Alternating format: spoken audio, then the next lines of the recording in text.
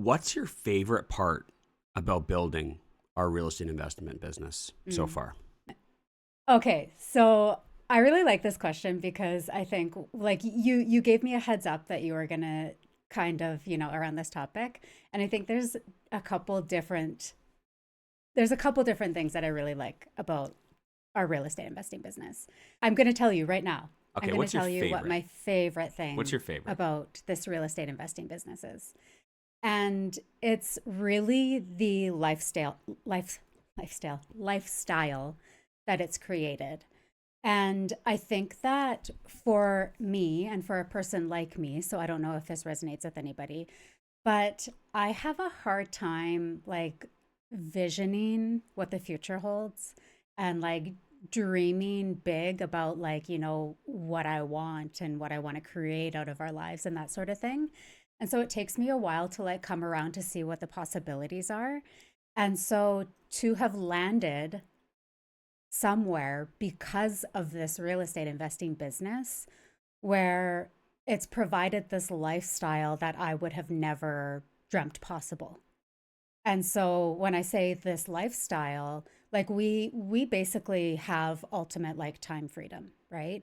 And Yeah. so that has really allowed us to do things like I never in my wildest dreams thought that I wanted or thought that it was possible to be like homeschooling Everly, Mm. right? For both of us to be home every day, for her to be working like alongside me in my office, coming to me with math questions when they come up, like just like those kind of moments hit you where it's like, wow, a lot of people don't even have the option to do this. Like it's not even a possibility for them.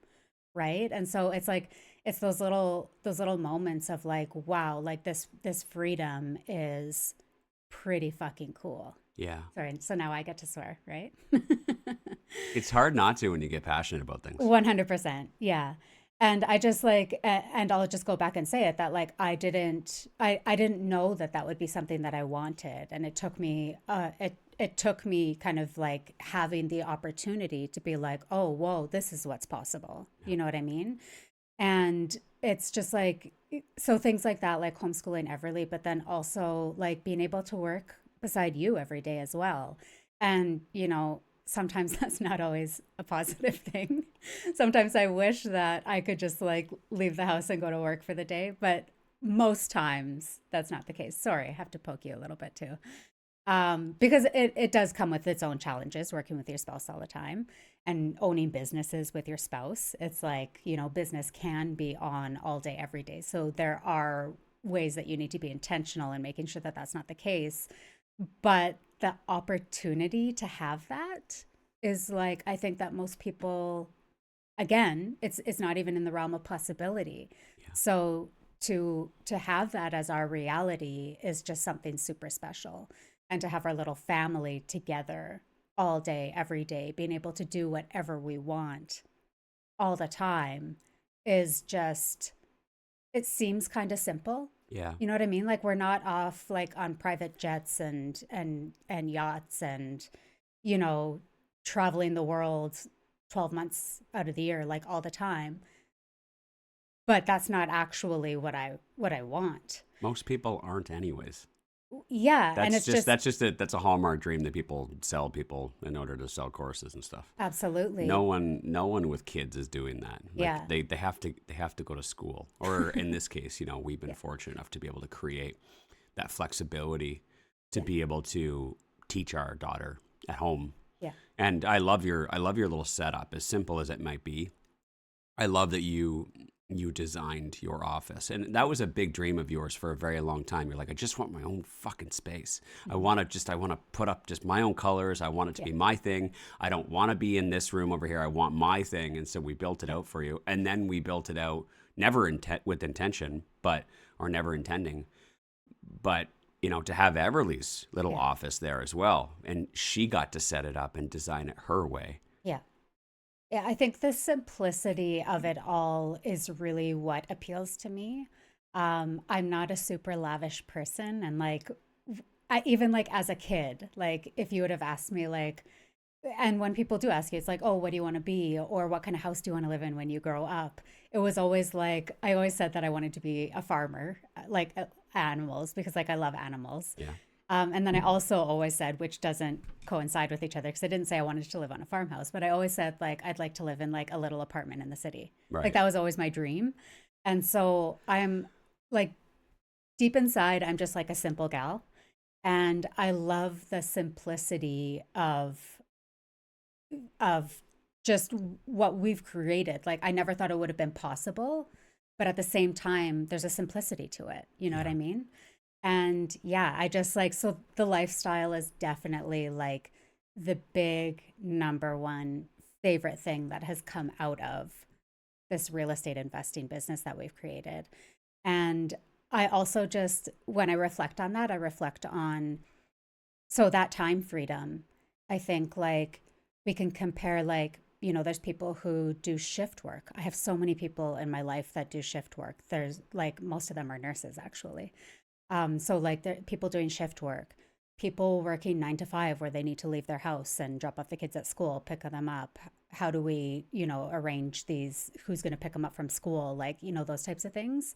Well, a big part of the culture here in Alberta is people working. I'd say like half the people work on some form of like a 7 and 7 Yeah, that was schedule. the other one, like 7 days on, 7 days off, which some people might be like, oh, that sounds so cool. Like to me, that sounds terrible to be away from my family for 7 days. Yeah. Everybody's different, so that's no judgment at all. But that isn't what I would want for my life. And so then you like, I think about how do these people, except maybe the 7 on 7 off, but like, how do these people arrange like their kids' medical appointments or Mm, like going to the dentist? You start thinking about these simple things that I now take for granted because it's just this has been my life for so long. yeah. And I love remembering these things because, like, I remember back in my early 20s, I used to work like evening shift work. Sorry, not evening shift work. I used to work the evening shift at two different jobs that I worked at. And I loved it because I had the morning where I can book appointments and stuff. Yeah. But without it, like, you're screwed. Yeah. If you work every day, Monday to Friday, from 9 a.m. to 5 p.m., you have to take a day off to book an appointment. Isn't that crazy? Yeah. Isn't And that some wild? people are listening right now being like, that's not crazy. That's what I do. That's what I have I to know. do. And to me, I'm just like, it's those little things that you don't think about anymore.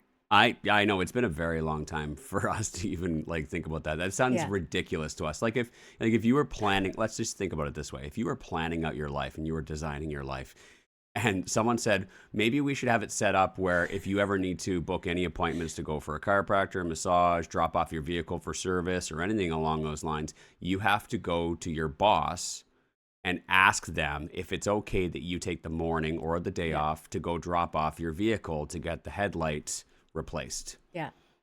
and to have to deal with your boss's reaction and guilting you Yeah. into feeling bad about the fact that you had to do something, or more Yeah. importantly, let's say maybe you had to take your kid for an orthodontist appointment and they're like, is there nobody else that can take them, and Yeah. making you feel bad about something that you have to do Yeah. as a parent.